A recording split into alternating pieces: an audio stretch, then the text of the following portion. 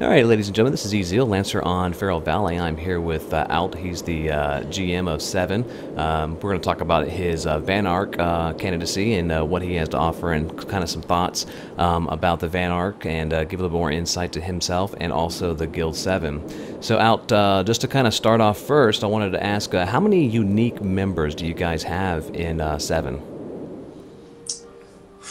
Oh, let's see. The roster says I think 169, but that's always misleading. As for active members on and off, I can't give you a number because within the past 2 or 3 days we just had another guild merge with us. So I'm a little thrown at the moment with who's all on and who's alts. I'm still a little. There's still a lot going on. It's still in the process of it with members coming in, but I mean I want to say 70 or 80 active. Okay, well that's good. That's a good number there. Now, of course, voting's already started. We got a couple more days left, and obviously you guys have already filed your candidacy.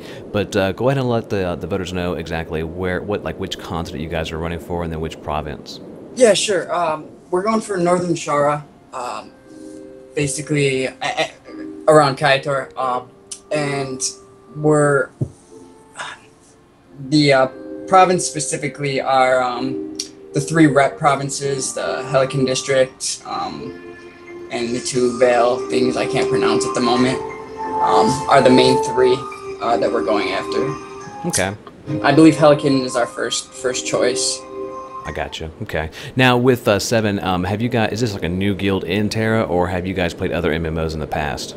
The guild itself, myself and Pride and Junior, the 3 people that founded the guild, came from World of Warcraft on the Eredar server, where we were in a different guild. Pride and I were both officers in that. I was the raid leader. He was just kind of a general recruitment officer. So I mean, we had played together and run a guild. I mean, we weren't GMs, but we still had a lot of say in running the guild. Okay. And brought it over here, and then we started this up. I believe the first day of launch, or the second day, once we transferred over to Feral Valley. Wonderful. Now, how long have you guys been playing Terra?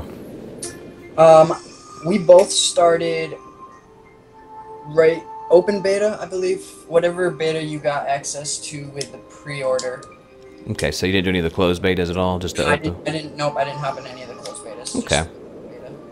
Now, Wait, the beta before the pre-launch, so I don't even know.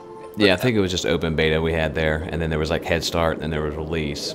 Yep, exactly that. There was a week break in between. Yeah, so what is it about Terra that you guys actually like about it so much? The combat, honestly. I'm sure that is the answer you get every single time, but it is just so much more enjoyable.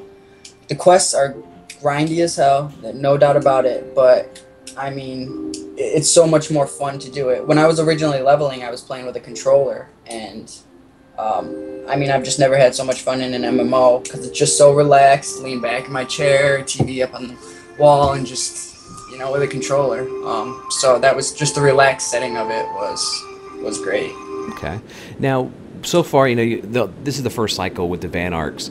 Nobody really knows exactly what we're going to have the ability to do as a Vanarch. I'm sure that's going to come here in the next couple of days. But so far, with just filing for your candidacy and being involved in the political system just this last 5 days, what are your thoughts as far as about the Terra political system? I mean, it's got its pros and cons. I actually like how they divided up by continents and not provinces. I think it would just be too much if there were 15 instead of that. I know coming up eventually they'll have districts divided up by PvP, which will be interesting to see how that works and plays out. And yet, without knowing too much, I know a little bit about the policy points, which I like because that gives some of the other players on the server almost a little power over your Vanarchy, because other guilds can praise you, so they can help your province out basically if you're doing a good job. Right. So I'm really into seeing how well that plays out, how well that works, and just glad to see my guild get into it. I mean, they all love doing guild quests now, so I don't see any reason why getting more policy points is going to be any issue. Okay. Now, with the Vanarch powers and stuff, of course, like I said, we don't know exactly what we're going to have. We do know kind of a high level, though.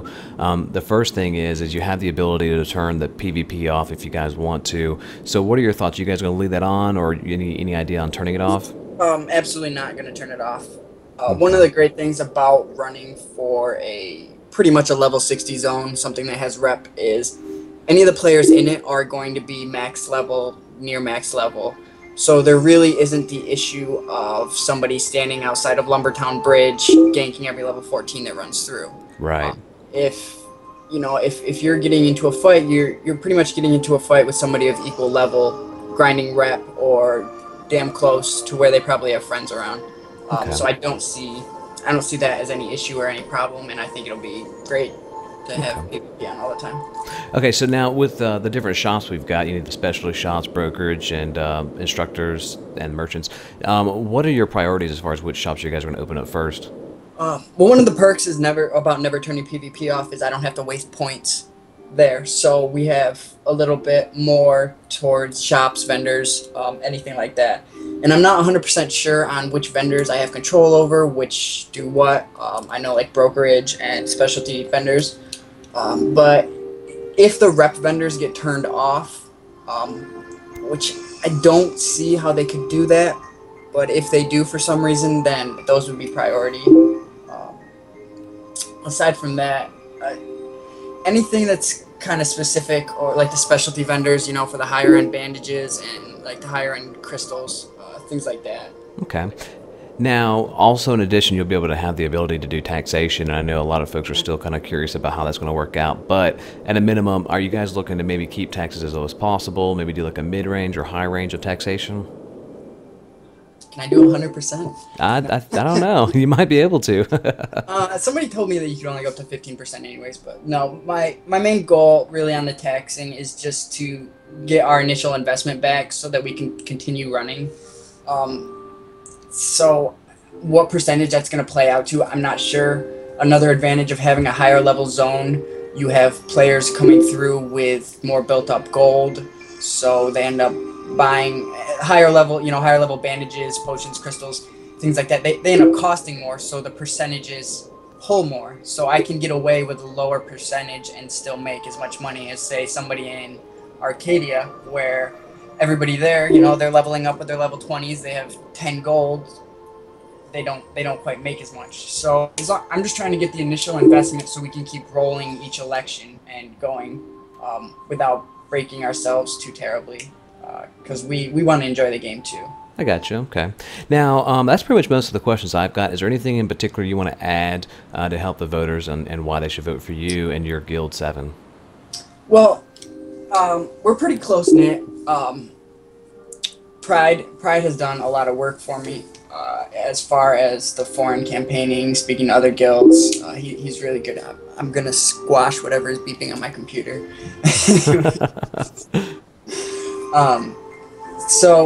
And we're always looking to help each other out. We got to 60 pretty quick.